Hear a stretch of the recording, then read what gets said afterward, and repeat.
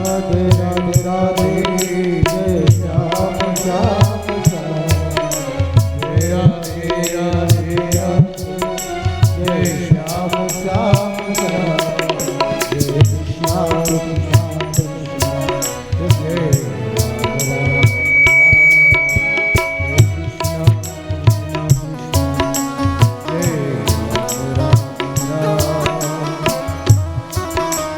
श्री सुदामा जी महाराज अपनी धर्मपत्नी सुशीला जी से पूछते हैं, बड़ा सुंदर भाव था। सुदामा जी ने देखा कि यह ऐश्वर्य, सुशीला जी तो अति प्रसन्न है, सोने चांदी के गहनों से वस्त्र आभूषणों से अलंकृत। सुदामा जी अपलक नेत्रों से अपनी पत्नी सुशीला को देखते रहे। अंत में सुदामा जी ने कहा कि देखो, तुम्हारी इच्छा थी धन की, सो मेरे लाला ने तुमको धन प्रदान किया। मेरी कामना थी लाला से मिलने की, मुझे उनका दर्शन हुआ। अब एक काम करो, तुम इस महल में ठहरो, रहो, सोने की बनाओ रोटी, चांदी की बनाओ दाल, हीरे मड़ियों से उसमें छौंका लगाओ, खूब आराम से इसमें जीवन व्यतीत करो। मैं तो चला अपने कन्हैया का भजन करने। चल पड़े बन। पर सुशीला जी भी पतिव्रता है ना, तुरंत समस्त वस्त्र आभूषण जो राजसी थे उनका त्याग करके और स्वयं ही वनवासियों का वस्त्र पहना। चलिए स्वामी, आपके चरणों में ही तो मेरा जीवन है। दोनों महल से जाने लगे। अचानक पीछे महल में से अंदर से आवाज आई, मित्र सुदामा मुझे छोड़ के जा रहे हो? पीछे मुड़ करके देखा तो झूले पर हमारे कन्हैया बैठे और मित्र को अपने बुला रहे हैं। मित्र, ये मेरा दिया हुआ ऐश्वर्य है और मेरा दिया हुआ ऐश्वर्य वो माया नहीं होती, वो तो प्रसाद होता है। तुम यहाँ रह करके अपने प्रजाजनों की सेवा करो, यज्ञ करो, अनुष्ठान करो, समस्त तीर्थों का परिभ्रमण करो। सुदामा जी लौट करके आए, कन्हैया से मिले। बड़ा सुंदर चित्र श्री सुखदेव जी महाराज वर्णन करते हैं। परीक्षित, इस तरह से हमारे द्वारिकाधीश 125 वर्ष बीतने को आ रहे हैं। अंत में एक बड़ा सुंदर यज्ञ अनुष्ठान करवाया कुरुक्षेत्र में अपने माता पिता के कल्याणार्थ। और इस यज्ञ की विशेषता ये थी कि आज सभी द्वारिकावासी और सभी ब्रजवासी सब इस यज्ञ में आज पहली बार एकत्रित हो रहे हैं, इकट्ठे हो रहे हैं। शिविर लग गया। द्वारिका से आने वाले समस्त जो भी नागरिक हैं, भगवान की समस्त महारानियों के, भगवान के तमाम पुत्र पौत्रादि जो थे सबके शिविर लग गए। रात्रि में कन्हैया अपने शिविर में सो रहे थे और कन्हैया के शिविर के सामने से किसी नारी के रोने की आवाज और मेरा कन्हैया कहाँ है, मेरा कन्हैया कहाँ है, मेरा लाला कहाँ है, ये आवाज मेरे कान्हा के कान में पड़ी। कान्हा तो सोते हुए उठ खड़े हुए, बाहर देखा तो मैया यशोदा दौड़ के चरणों में गिर गए। मैया यशोदा ने तो अपने लाला को आज बरसों बाद, परसों आने के लिए बोल के गए। आज सैकड़ों वर्ष बीत रहे हैं। लाला को हृदय से लगाया। आज पहली बार भगवान की समस्त महारानियां और सभी गोपियां सब मिल रही हैं। देवी द्रौपदी भगवान की समस्त पत्नियों से मिल रही हैं। पराम्बा रुक्मिणी ने अगले दिन कन्हैया से कहा, केशव अगर आपकी अनुमति हो तो हम सभी जाकर के श्री राधा जी से मिल के आए। कन्हैया ने कहा, जाओ जरूर, लेकिन खाली हाथ मत जाना। पराम्बा रुक्मिणी अपनी खास खास प्रमुख पटरानियों के साथ में श्री राधिका जी से मिलने जाती हैं। श्री राधा रानी जहां हैं उस शिविर में 7 खंड बने हुए हैं। पहले खंड पे विशाखा और ललिता खड़ी थी। भगवान की महारानियों ने जब विशाखा और ललिता को देखा तो उनके सौंदर्य को देख करके आश्चर्यचकित रह गए। ओहो, राधा रानी इतनी सुंदर है। दौड़ करके चरणों में गिरना चाहिए। तब तक तो ललिता ने हाथ जोड़ लिया, सरकार महारानी जी, हम श्री जी नहीं हैं, हम तो श्री जी के दासी की दासी हैं। सारी महारानियों ने विचार किया कि दासी की दासी इतनी सुंदर, तो श्री जी कितनी सुंदर हो। इस तरह 7 द्वार पर महारानियों को भ्रम हुआ कि ये श्री जी हैं। 7वें द्वार के अंदर जब पहुंचती हैं महारानियां तो सहज श्रृंगार रूपधारी श्री राधा रानी, जिनके पास अपना कोई बनावटी श्रृंगार नहीं है। श्रृंगार 2 प्रकार का होता है। एक तो जो हम बाहर से प्रयास करके अपने को सजाने का प्रयास करते हैं, लेकिन एक सहज श्रृंगार किए उचिधाई, एक सौंदर्यता जो हमारे सरकार के द्वारा प्रदत्त होती है वो अपने में विलक्षण होती है। तो श्री जी तो हमारी सहज श्रृंगार धारण करने वाली श्वेत वस्त्र पहने हुए और नेत्रबंद, हाथों में माला, श्री कृष्ण के नाम का जप चल रहा था। महारानियां गईं। जब रुक्मिणी जी ने श्री राधा रानी को प्रणाम किया तो नेत्र खोला, और जब ये पता चला कि हमारे महाराज, हमारे श्याम सुंदर की बड़ी महारानी रुक्मिणी जी हैं, सो श्री राधा रानी ने तो दौड़ के हृदय से लगा लिया। वार्ता होने लगी, ब्रज की बातें हो रही हैं, महाराज महल की बातें हो रही हैं। रुक्मिणी जी ने जो दूध का लोटा ले रखा था वो श्री जी की तरफ बढ़ाया, आपके लिए ये भेंट लेकर के आए हैं। श्री जी ने कहा, महारानी आपका सम्मान है, लेकिन जिस दिन से मेरे केशव वृंदावन से मथुरा गए उसी दिन से मैंने दूध को पीने खाने को कौन कहे, मैंने उसकी तरफ, दूध की तरफ दृष्टि भी नहीं डाली है। पराम्बा रुक्मिणी ने कहा, श्री जी ये आपके केशव ने ही आपके लिए भेजा है। सो महाराज जैसे कन्हैया का नाम सुना, श्री जी ने वो दूध का लोटा झपट करके और एक साथ गट गट करके पी गए। सारी महारानियां श्री जी से मिल करके जब कन्हैया के पास आई, कन्हैया झूले पर बैठे थे, लेकिन पांव में बड़े बड़े छाले पड़े थे। पराम्बा रुक्मिणी दौड़ करके आई, कान्हा के पांव को पकड़ा। अरे केशव, लगता है कि हम लोगों के जाने के बाद किसी भक्त के ऊपर कोई संकट आ गया क्या? आप नंगे पांव फिर आपको दौड़ना पड़ा, जिसके कारण आपके पांव में छाले आ गए। आखिर ये छाले आपके पांव में कैसे आए? कन्हैया के नेत्र सजल हो गए, महारानी ये छाले तो आपने ही मुझको दिए हैं। पराम्बा रुक्मिणी ने कहा, मैं समझी नहीं। पराम्बा रुक्मिणी जी थोड़ा श्री राधा रानी के परीक्षण के लिए जो दूध लेकर के गई थी ना, वो खौलता हुआ बिल्कुल गर्म दूध था, लेकिन केशव ने भेजा है, एक सांस में श्री जी ने उस दूध को पी लिया।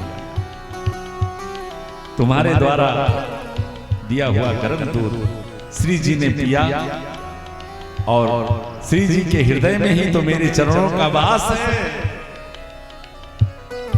उस गर्म दूध के प्रभाव से मेरे पांव में छाले पड़े। श्री जी के हृदय में मेरे चरण का वास है। और आज आप सभी को मैं बता रहा हूं, हमारे कन्हैया अपनी महारानियों से कहते हैं कि मेरे हृदय में श्री जी के चरणों का वास।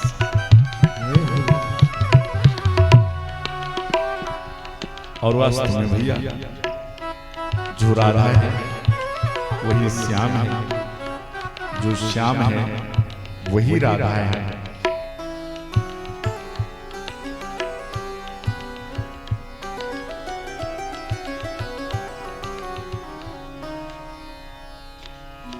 कि राधा के बिना श्याम आधा,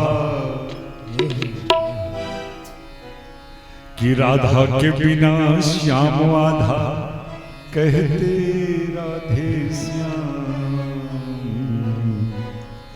जन्म जन्म की भाग जगाते एक राधा का नाम, बोलो राधे बोलो राधे, बोलो राधे राधे राधे, बोलो राधे बोलो राधे राधे राधे, बोलो राधे। राधा के बिना श्याम आधा, राधा के बिना श्याम आधा, कहते राधे श्याम। जन्म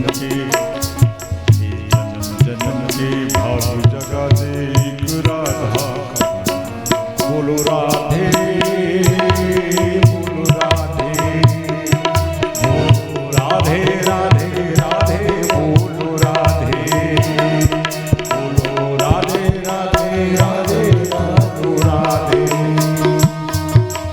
भगवान ने विचार किया कि इस समय 56 करोड़ यदुवंशी इस धरा पर फैल चुके हैं। अगर मैंने अपनी संतानों को, अपने वंशजों को उचित ज्ञान न दिया, इनका विवेक जागृत ना हुआ, तो आगे चलकर के ये उद्दंड हो सकते हैं। और ये उद्दंड हो जाएंगे तो फिर इस धरा पर इन्हीं के द्वारा पाप बढ़ने लगेगा। सो एक दिन भगवान ने अपने समस्त पुत्रों को, पौत्रों को बुलाया, बिठाया और सुंदर उपदेश करने लगे। बेटा, मनुष्य के बिगड़ने के 4 कारण होते हैं। चारों कारण में अगर एक भी किसी के पास है तो मनुष्य अक्सर उसी में बिगड़ जाता है। कौन कौन से? रूप यौवन संपत्ति प्रभुत्तम विवेकता। रूप यौवन संपत्ति और पद, इन चारों के साथ अगर जिस जीव के पास, जिस व्यक्ति के पास विवेक नहीं है तो स्वाभाविक है वो कहीं ना कहीं भटक जाएगा। और ये चारों चीजें तुम लोगों के पास है, भगवान अपने पुत्रों से कहते हैं। रूप क्या कहना, अनुरुद्ध जी को देखो, प्रद्युम्न जी को देखो, भगवान के ही स्वरूप के सभी युवा हो। संपत्ति, द्वारिका की संपत्ति का क्या कहना। पद, द्वारिकाधीश के बेटे हो। भगवान तो बड़ा सुंदर उपदेश कर रहे हैं और इधर जो भगवान के संतानें हैं ना, वो एक दूसरे से बीच में बातें कर रहे हैं। भगवान ने तिरछी नजरों से देखा कि ये हमारी उपदेश को सुन भी नहीं रहे हैं ठीक से। सब भगवान ने विचार किया कि अब हम सभी को इस धराधाम से लेके जाने का वक्त आ गया है। अगले दिन भगवान तो बड़ा सुंदर उपदेश कर रहे थे, बेटा संतों का सम्मान करना, कभी किसी संत का अपराध ना बने। अगले दिन भगवान के कुछ बालकगण समुद्र के किनारे टहल रहे थे। इतने में तमाम संतों की मंडली दिख गई। भृगु, वशिष्ठ, चमनस, गौतम, मेधा, देवरातो, दुर्वासा इत्यादि सभी एक बगीचे में अपना शिविर लगा करके बैठे भजन कर रहे थे। सो इन बालकों ने कहा कि हमारे पिताश्री इन संतों की बड़ी बड़ाई किया करते हैं, कहते हैं संत बड़े त्रिकालदर्शी महात्मा होते हैं, तो लाओ जरा इन संतों का कुछ परीक्षा लिया जाए। तो जामवंती नंदन सांब के पेट में इन और उनके भाइयों ने खूब ढेर सारा कपड़ा बांध करके एक गर्भवती महिला का रूप बना दिया और पकड़ करके लेके गए दुर्वासा जी के सामने संजोग से। कहा महाराज ये हमारी पत्नी है, जरा आप देख करके बताओ कि इसको बेटी होगी कि बेटा। दुर्वासा जी ने भी नेत्र बंद किया और दुर्वासा ने नेत्र खोला तो कहा ना बेटी होगी ना बेटा होगा, अभी तो इसके पेट में एक मूसर होगा जिस मूसर के कारण समस्त यदुवंशियों का विनाश हो जाएगा। साफ दे सारे बालक भागे भागे आए, द्वारिकाधीश को बताया भगवान की तो माया है। वसुदेव जी ने संत मनीषियों से पूछा, उस लोहे के मूसर को चूरा बना करके और समुद्र में फेंकवा दिया वसुदेव जी ने, लेकिन वही एरका नामक घास के रूप में समुद्र तट पर होती है और जब ये यदुवंशी आपस में युद्ध करते हैं तो उसी घास से लड़ाई करते करते 56 करोड़ यदुवंशियों का विनाश हो जाता है। हमारे प्रभु भी वरदानानुसार इस धराधाम को छोड़ करके जब जाना होता है तो श्री उद्धव जी को बुलाया। उद्धव तुमको यहाँ रहना है, उपदेश दिया। और हमारे भक्त जब कभी विदुर जी मिले तो उनके लिए बड़ा सुंदर संदेश दिया। भगवान परमधाम को प्रस्थान कर जाते हैं। इधर अर्जुन को जिम्मेदारी दे दी थी कि द्वारिका के समस्त राज्यों को लेकर हस्तिनापुर चले जाना। अर्जुन लेकर के जा रहे थे, उधर एक किरात का रूप बना करके भगवान ने अर्जुन से उन महारानियों को भी छीन लिया। अर्जुन को पता चला कि जो कुछ था हमारे पास सब हमारे केशों का दिया हुआ था। आगे श्री सुखदेव जी महाराज परीक्षित को 9 योगेश्वरों की बड़ी सुंदर शिक्षा महाराज जनक के द्वार पर दिलवाते हैं। आज साप का 7वां दिन है। परीक्षित महाराज तो ये भूल ही गए कि मुझको 7 दिन में मरने का साप मिला है।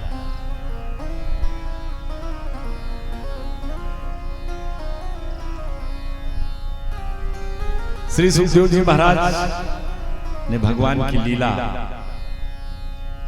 को विश्राम किया और अब तक श्री सुखदेव जी महाराज ने महाराज परीक्षित से बहुत प्रश्न किए, हजारों प्रश्न किए और सबका उत्तर श्री सुखदेव जी महाराज देते रहे। लेकिन अंत में एक सुंदर सा प्रश्न महाराज श्री सुखदेव जी परीक्षित से करते हैं। राजन, एक प्रश्न तुमसे है। हाथ जोड़ा मुस्कुराते हुए प्रसन्न चित्त कहिए सरकार। सुखदेव जी ने कहा, राजन बताओ तुम मर कब रहे हो? परीक्षित महाराज तो हंसते लगे, सरकार मेरा जन्म ही काम हुआ था जो मैं मर रहा हूं। श्री सुखदेव जी महाराज गदगद हो गए। कहा सरकार, सुखदेव जी ने कहा परीक्षित अब मेरी कथा विराम ले रही है। हाँ महाराज, भगवान की कथा विराम ले। अगर आपके द्वारा भगवान की कथा विराम ले रही है तो अब तो मेरा प्राण ही विराम ले रहा है। तक्षक दंश से महाराज परीक्षित की मृत्यु नहीं हुई। श्री सुखदेव जी महाराज ने महाराज परीक्षित के मस्तक पर हाथ रखा और उसी क्षण महाराज परीक्षित का वो ब्रह्म तेज प्रकट हुआ और श्री सुखदेव जी के माध्यम से वो तेज भगवान नारायण में विलीन हो गया। तब आकर के तक्षक भगवान महाराज परीक्षित के उस अमृत शरीर पर दंश मारता है और वो शरीर जल करके भस्म हो जाता है।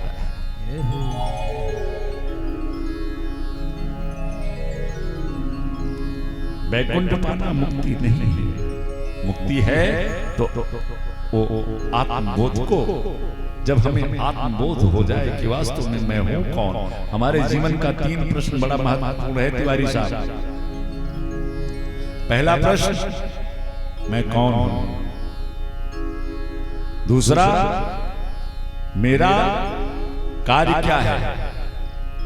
क्या इसी रोटी कपड़ा मकान के लिए मेरा जन्म हुआ है? श्री शंकराचार्य जी प्रश्नोत्तरी में लिखते हैं कि जीविका जीवन के लिए है, लेकिन विडंबना यह है कि हमारा पूरा जीवन ही जीविका के पीछे बेकार जा रहा है। भोजन इस देह यात्रा को संपन्न करने के लिए होता है, अब भोजन करने के लिए थोड़े शरीर मिला है। तो 3 प्रश्न, मैं कौन हूं, मेरा कार्य क्या है।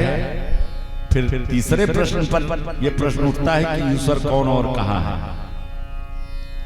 और जब तक आप अपना ही पता नहीं जानते हो कि मैं कौन हूं। अरे भाई, कहते हो कि आपने कहा मैं यहां हूं, तो ये तो आपका हाथ है, ये आपका सर है, ये आपका पैर है। आप खुद कहते हुए मेरा पेट है, ये मेरा वक्षस्थल है, तो ये सब आपका है। तो आप कहां हो? कभी इसको खोजने का प्रयास किया कि मैं कहां हूं? और जिसको कहते हो कि हम हैं, इसको तो शास्त्रों ने इस स्तंभ में स्नायुबद्धम मांस शोणित लेपितम चर्मावरंधम दुर्गंधम पात्र मूत्र पुरी सयो, वो है इस शरीर की गति। तो हु एम आई, मैं कौन हूं, ये पहला प्रश्न हमारे जीवन का है। और जब तक आप अपना परिचय नहीं जानोगे, तो महाराज अगर आपको भौतिक जगत में आपको अपना परिचय नहीं मालूम है, तो आप भौतिक रास्ते पर नहीं चल सकते, और अध्यात्म पथ पर चलने की तो बातें छोड़ दीजिए। अरे भाई, भौतिक रास्तों पर जगह जगह चेक पोस्ट लगा होता है। आप घर से निकलो और किसी चेक पोस्ट पर पहुंचो, पुलिस वाले रोकेंगे, पूछे भाई हाँ कौन हो, कहे तो हम नहीं जानते। अब अंदाजा लगा वो आगे जाने देगा, तब तक नहीं जाने देगा जब तक बताए नहीं लोगों कि हम कौन है। नहीं फिर अपने ढंग से पता लगा ही लेगा कि कौन है। ऐसे आध्यात्मिक पथ पर चलने के लिए हमें अपने स्वरूप का ज्ञान होना नितांत आवश्यक है। अपना परिचय बहुत आवश्यक है। जैसे इस रास्ते पर तमाम चक्कर बैठे रहते हैं ना, ऐसे उस आध्यात्मिक पथ पर भी तमाम पोस्ट लगे हुए हैं। काम, क्रोध, मद, लोभ, मत्सर, मोह, माया, दम, पाखंड, आलस, प्रमाद इत्यादि, ये सब बड़े बलिष्ठ हैं। पहले चौराहे पर पकड़ लिए जाओगे, और जब ज्ञान है तो परिचय दिया, आइडेंटिटी कार्ड दिखाया, आगे बढ़ो।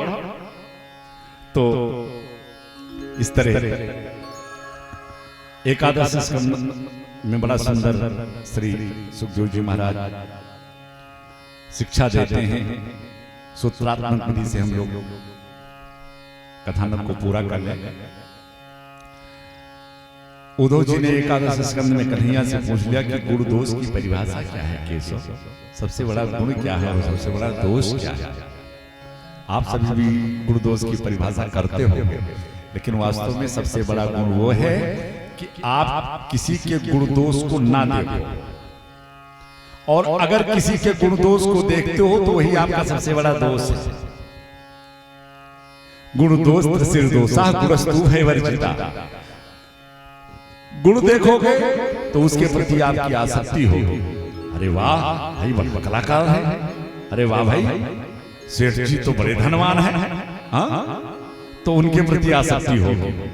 और किसी का दोष देखोगे तो उसके प्रति आपके हृदय में घृणा उत्पन्न होगी। और अगर जीव मात्र से हम घृणा करें तो ईश्वर से जीव अविनाशी, ये कैसे संभव हो सकेगा।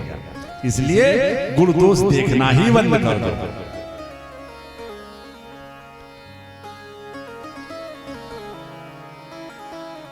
महाराज परीक्षित को मुक्ति दिलाकर हमारे श्री सुखदेव जी महाराज अपने धाम को प्रस्थान कर गए। भागवत 12 स्कंद 12 खंडों में विभाजित है। 335 अध्याय और 18,000 श्लोक। सभी श्लोक जो कि एक एक शब्द, ये कोई साधारण शब्द नहीं है, अभी तो हमारा साक्षात श्री कृष्ण ही भागवत के अक्षर अक्षर में, शब्द शब्द में वो ब्रह्म स्वरूप ही आकर के विराजमान है। समस्त 18,000 श्लोक, 12 स्कंद, 335 अध्याय, सभी को प्रणाम करते हुए कदाचित यदि शब्दों में बोलने में भी किसी प्रकार की त्रुटि आई हो, हम बारंबार भागवत भगवान के चरणों में विनम्र प्रणाम करते हुए आप सभी से भी ये प्रार्थना करेंगे कि आज 7 दिनों में बोलते समय कभी कुछ ऐसा भाव प्रदर्शित हो गया हो, ऐसा शब्द वाणी से निकल गया हो जो कि आपके हृदय को आघात पहुंचाया हो, तो उसके लिए हम बारंबार क्षमा प्रार्थी हैं। देखिए, हिंसा केवल शस्त्र से नहीं होती, हिंसा केवल शस्त्र से नहीं होती। अभी कभी कभी हमारी वाणी भी इतना प्रभावी हो जाती है कि कहीं ज्यादा शस्त्र से भी ज्यादा प्रभावी हो जाती है। अरे एक महात्मा थे काशी में, जिन्हें जो सत्संग करते करते और सामने वाले को ऐसा आघात लग गया। एक कश्मीर का पंडित था, वो शास्त्रार्थ करते हुए निकला, दिग्विजयी हो गया, बनारस पहुंचा, घोषणा हुई। एक स्वामी जी को शास्त्रार्थ करने के लिए बनारस के विद्वानों ने बैठा दिया कि आप इनसे शास्त्रार्थ करो। और वो कश्मीर का पंडित काशी वाले स्वामी जी से हार गया, और जब हार गया तो उसने कहा कि मैं पराजित हो गया हूं, अब मैं गंगा में आत्मदाह कर लूंगा। गंगा में डूबने जा रहा था, स्वामी जी ने उसे रोका। सुनो,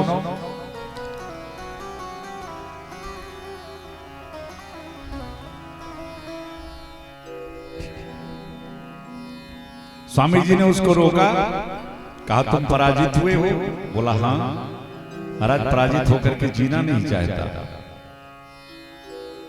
अच्छा, पराजित किससे हुए हो? महाराज आपसे। तो अब आप पर मेरा अधिकार है और मैं ये आदेश देता हूं कि तुम गंगा में डूब नहीं सकते, तुम जाओ अपने घर लौट जाओ। वो विद्वान तो चला गया, लेकिन स्वामी जी सोचने लगे कि जिस वाणी से सामने वाले को ऐसा आघात लग गया कि वो आत्मदाह करने जा रहा था, स्वामी जी ने उसी क्षण एक लकड़ी फाड़ करके अपनी जीवा पर लगा लिया और आजीवन वो फिर कभी बोले ही नहीं। उनका नाम ही काष्ठ जीवा स्वामी पड़ गए। आप लोगों ने पढ़ा होगा, काफी वो चर्चित संत थे। तो वाणी के द्वारा अगर कहीं किसी प्रकार की कोई त्रुटि हो गई हो तो हम सभी से क्षमा प्रार्थी हैं। हमारी बहन जी रोज एक रचना के लिए कहा करती थी और वो बड़ी प्यारी रचना, और हमारी छोटी बहन भी आज आई हुई है और संजोग से थोड़ा सा रचना भगवान भोले बाबा से संबंधित है। एक बार की बात है, हमारे श्री कन्हैया से हमारे भोले बाबा कितना प्रेम करते हैं, कितना स्नेह उनको है कि उनके लिए सब कुछ करने को तैयार हो रहते हैं। एक बार की बात है कि एक दिवस भगवान कृष्ण ने अनुपम रास रचाया,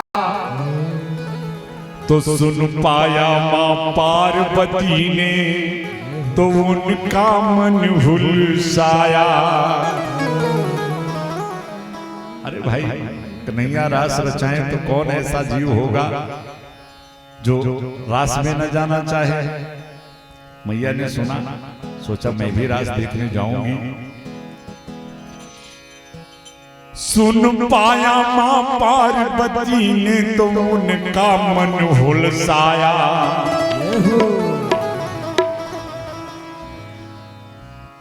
माता जी लोग, मैया, ओ मैया, माता जी, अम्मा, हाँ आपको कह रहे हैं। अभी आप देखिए, बैठ जाइए, जैसे कथा में बाद में आते तो बैठ जाइए, बाद में जब आरती होने लगेगी तब यहाँ आकर के ठाकुर जी से मिल लेना, ठीक है?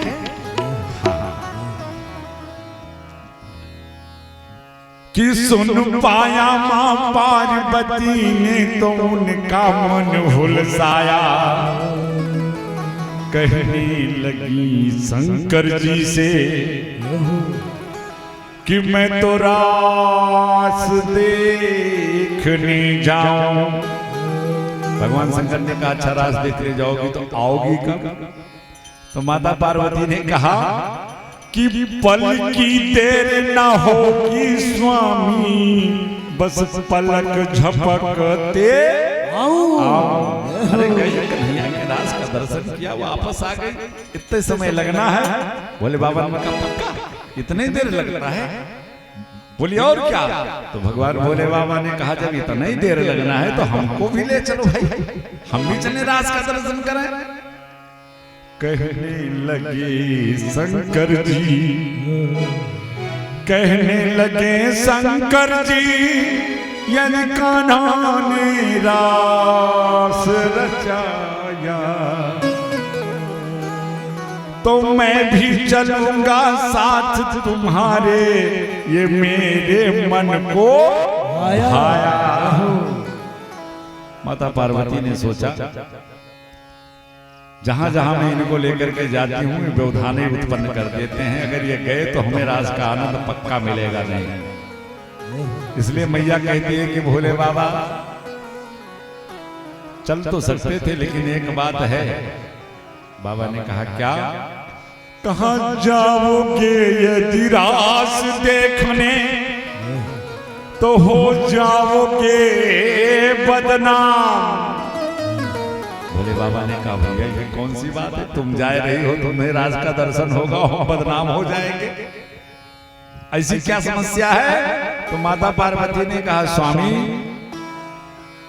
वहां नारियां ही जाएंगी, वहां पुरुषों का नहीं काम। बाबा कन्हैया के रास में पुरुष प्रवेश वर्जित है, आप नहीं जा सकते।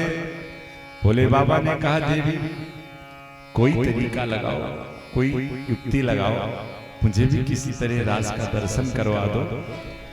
तो माता पार्वती ने एक मखौल किया भोले बाबा के साथ, एक बहाना किया, लाओ यही बता देंगे, अपने आप कह देंगे तुम जाओ हम नहीं जाते। मैया पार्वती ने कहा रास में चलोगे? भोले बाबा ने कहा देवी ले चलोगे किसी तरह? हाँ एक तरीका है उस रास में चलने का। भोले बाबा ने कहा जल्दी बताओ। तो मैया ने कहा स्वामी अगर उस रास में चलना है तो एक लहरेदार चुनरी माथे पे डाल के हो। ये भोले बाबा बने जो बैठे हो ना, इससे काम नहीं चलेगा। अगर रास में चलना है तो एक लहरेदार चुनरी माथे पे डाल के हर भोला बन जाओ।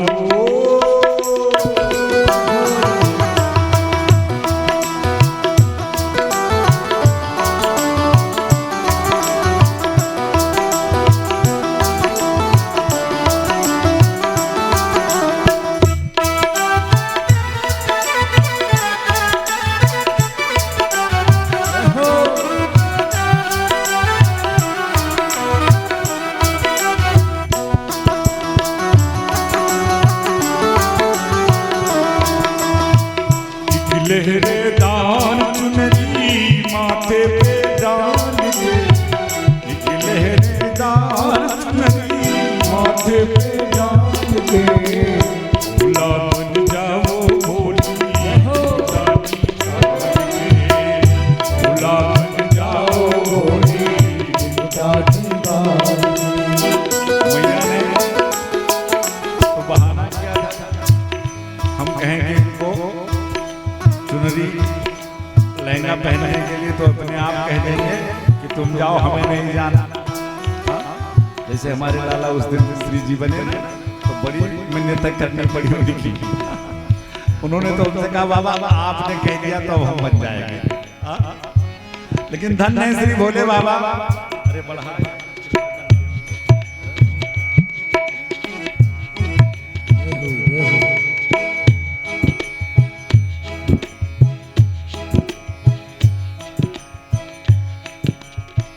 मैया ने सोचा था ये तो बहाना है, लेकिन भोले बाबा ने कहा अच्छा देवी, अगर लहंगा चुन्नी पहनने से लाला का दर्शन हो जाएगा तो लाओ मैं पहने दो।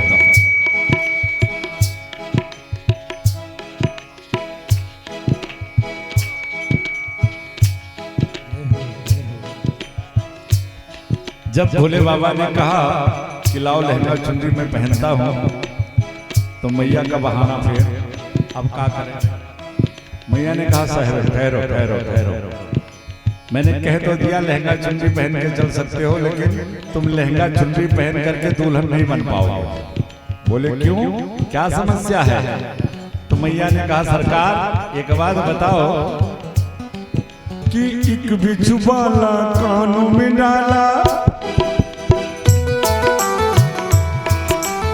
एक बिच्छू वाला कानों में डाला, गले मुंड की माला, गले मुंड की माला।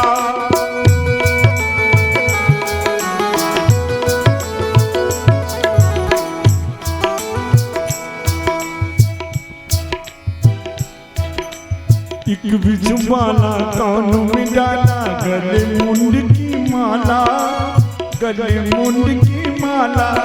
और है जहरीला कंठिए नीला, है जहरीला कंठिए नीला, नागिय काला काला, या नागिय काला काला इनको। अच्छा एक बात बताओ बाबा, बढ़िया लहंगा आपको पहनावे, बढ़िया चुनरी से घूंघट निकालें, अभी गले में जो आपके नागराज हैं और कहीं घूंघट से थोड़ा बाहर इन्होंने फन निकाला, तो बताओ चोरी आपकी पकड़ी जाएगी कि नहीं पकड़ी जाएगी। भोले बाबा ने कहा हाँ ये समस्या तो है। तो मैया ने कहा इन सबको रखना पिया कोचे में संभाल के, इन सबको रखना पिया कोचे में संभाल के। भोला बन जाओ भोली घूंघटा निकाल के, भोला बन जाओ भोली घूंघटा निकाल के। एक लहरेदार चुनरी माथे पे डाल के, लहरेदार चुनरी माथे पे डाल के। भोला बन जाओ भोली घूंघटा निकाल के, भोला बन जाओ भोली घूंघटा निकाल के।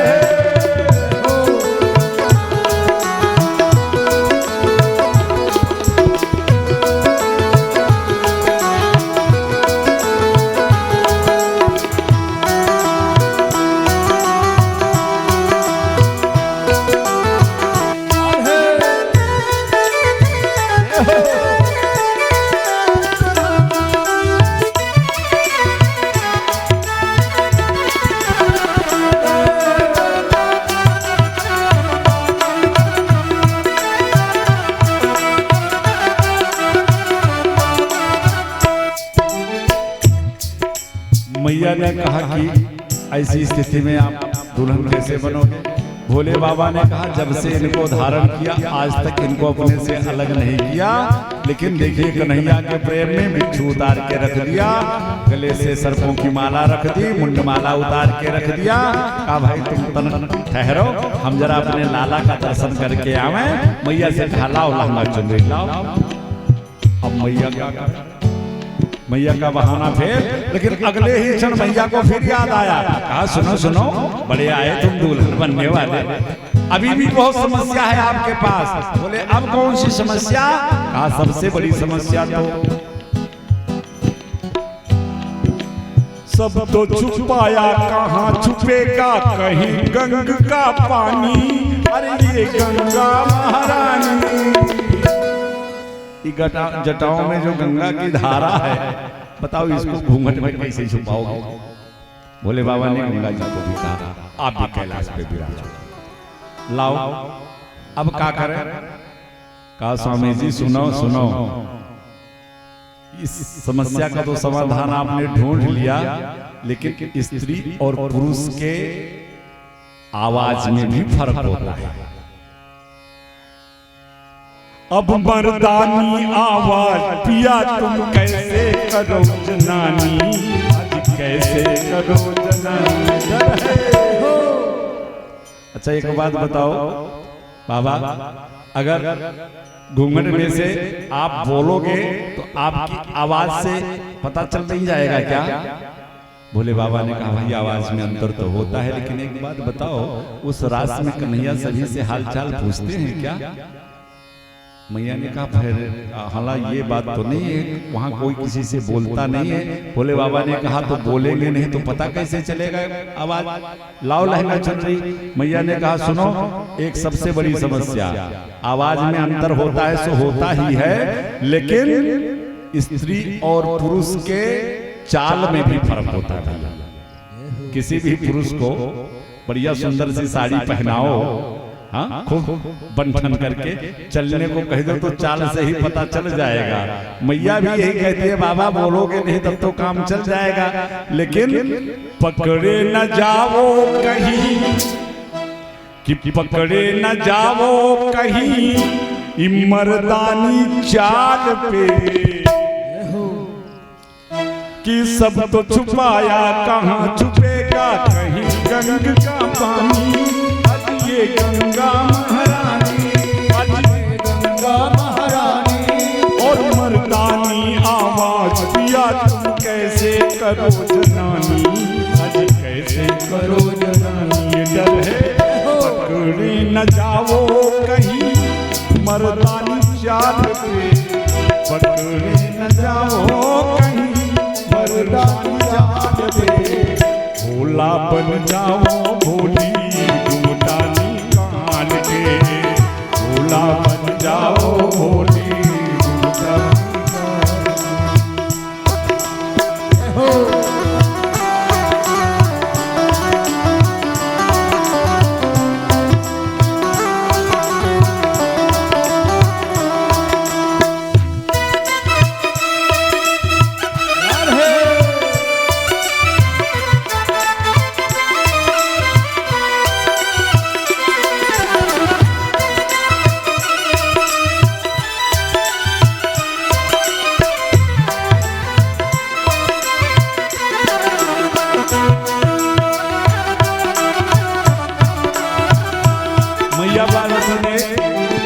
बहाना किया पकड़े न जाओ कहीं मर्दानी चाल पे। भोले बाबा ने कहा देवी एक बात बताओ, उस रास में कन्हैया पहले आते हैं कि गोपियां? मैया ने कहा गोपियां पहले आती हैं। तो कहा जल्दी से लहंगा चुनरी पहनाओ हमको और लेकर के सबसे पहले चलो एक जगह खड़ी कर देना, हम चलेंगे भी नहीं तो मेरी चोरी कैसे पकड़ी जाएगी। मैया ने सोचा भी मानेंगे नहीं। हो सुंदर सा लहंगा और चुनरी पहना करके सुंदर सी दुल्हन बना करके भोले बाबा को ले करके और रास में पहुंच गई कन्हैया के। विचार किया जब कान्हा रास में प्रकट होते हैं तो उस कदम वृक्ष के पास खड़े होते हैं, तो वहां से काफी दूर भोले बाबा को एक कोने में खड़ा कर दिया। बाबा यहीं से घूंघट निकाल करके यहीं से दर्शन कर लेना, हम चलेंगे तो फिर हमारे साथ चले चलना। बाबा खूब मस्ती में मगन होकर के खड़े हो गए। लेकिन भैया आज जब इस रास मंडल में कन्हैया प्रकट हुए तो रोज जहां खड़े होते थे आज वहां ना खड़े होकर के जहां भोले बाबा खड़े थे कन्हैया बिल्कुल उन्हीं से चिपक के आके खड़े हो गए।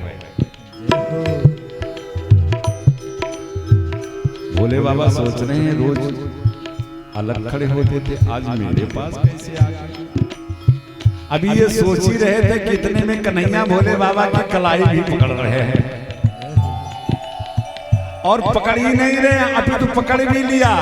भोले बाबा एक हाथ से तो घूंघट पकड़े हुए हैं, एक हाथ से अपनी कलाई छुड़ा रहे हैं, लेकिन मेरे चितचोर कन्हैया नटखट की पकड़ कलाई ली, अज पकड़ कलाई कान्हा ने तो मुस्काने कन्हई, मुस्काने कन्हई।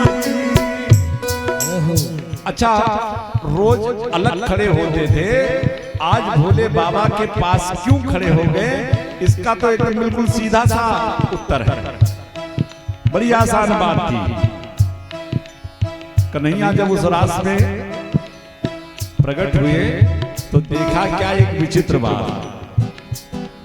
कि सब तो आई बिना घूंघट के।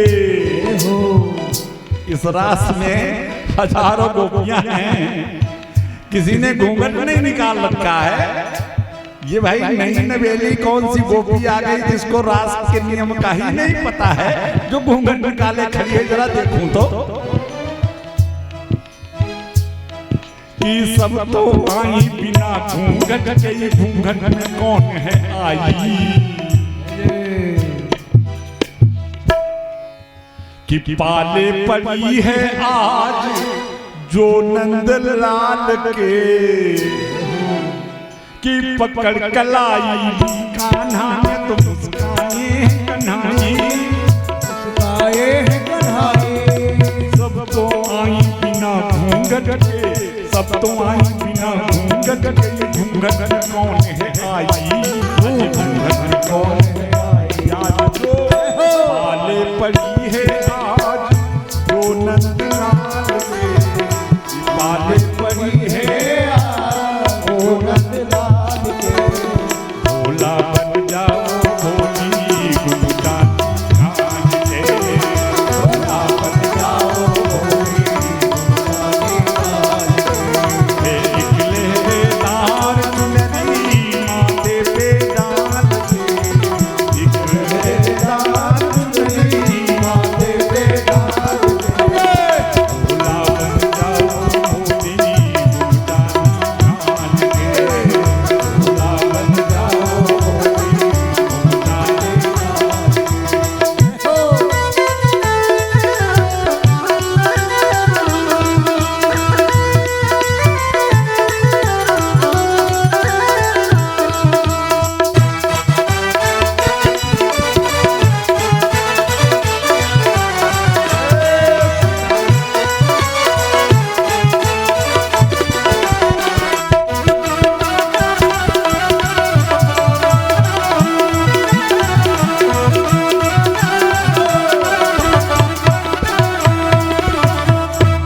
भैया बार बार कन्हैया भोले बाबा की कलाई पकड़ के घूंघट उलटना चाह रहे हैं। भोले बाबा बड़ा बचने का प्रयत्न कर रहे हैं, लेकिन कहाँ चलने वाली है कान्हा के सामने।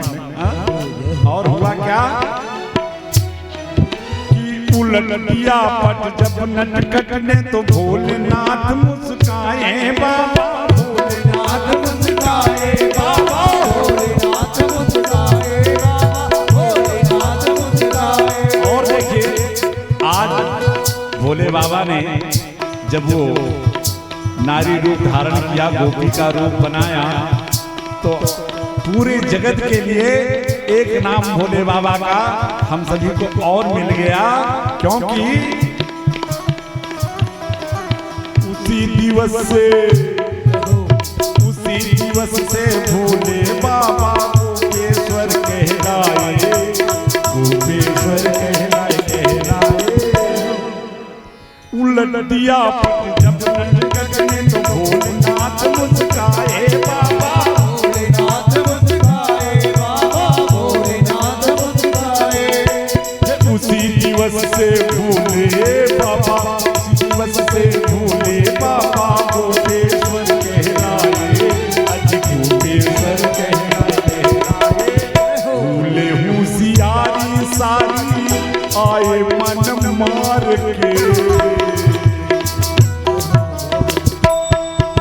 कन्हैया और भोले बाबा के नेत्र आपस में मिलते हैं, दोनों को आत्मिक आनंद की प्राप्ति होती है। पर कन्हैया ने भोले बाबा से इशारा किया, बाबा ये तुम्हारो कैलाश ना है, ये तो मेरो ब्रज है, पुरुष प्रवेश वर्जित है बाबा।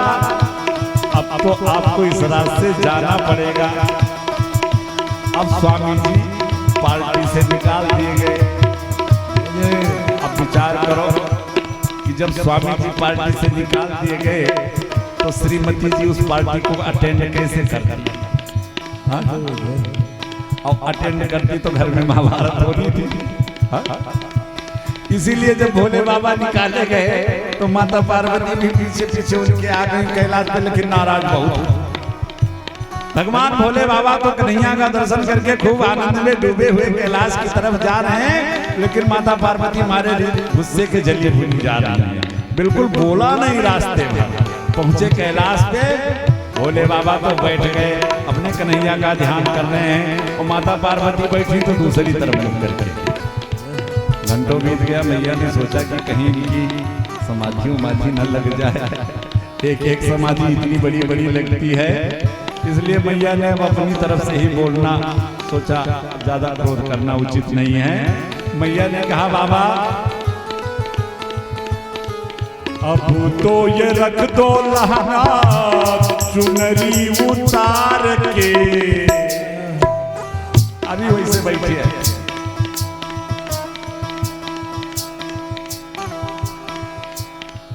अब तो ये रख दो लहंगा चुनरी उतार के, भोला बन जाओ भोली